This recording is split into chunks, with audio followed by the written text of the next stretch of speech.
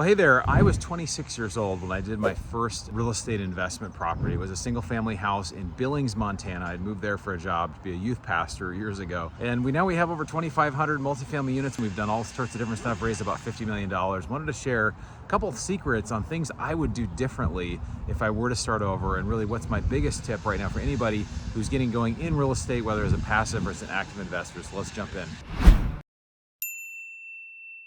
Okay, so first of all, I wanted to share, I think it's so good for us to talk about wins and losses, right? We have things that we do well, we have things we do not do well.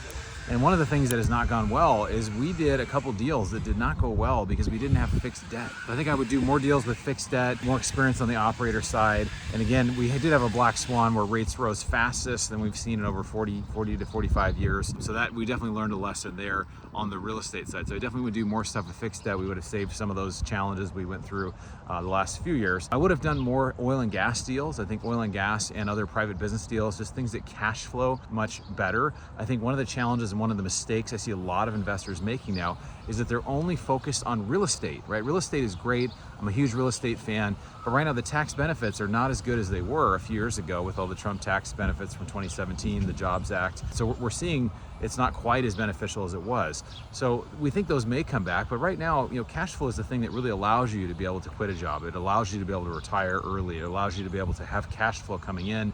Stocks don't really allow for that. And then you also have other types of investments, and just in general, real estate is not generally a cash flow thing for a lot of the time. Sometimes it does pick up. Right now it's very difficult because interest costs have gone up as well as insurance and other costs as well.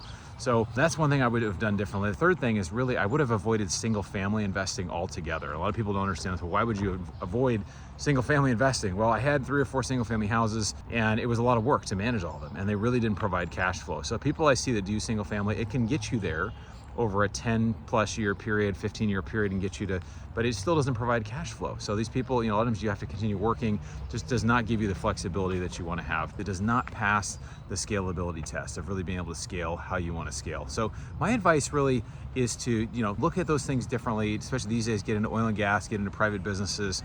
And then also, I think the biggest thing, if I were young and I were going to start over again, I would pay money to get in the best rooms that I can, whatever I could afford. Pay to put on mastermind. Some of these are $10, $20, $50,000, whatever I could afford to get into a room, go to high ticket events. And what it will allow you to do is it'll allow you to be around people that are really pushing themselves to grow. So I hope you're pushing yourself to grow. Would love to see in the comments below what you would do differently. I know many of you are very, very successful. What would you do differently if you were to start over now, and how would you invest? So stick that in the comments. We'll see you on the next video.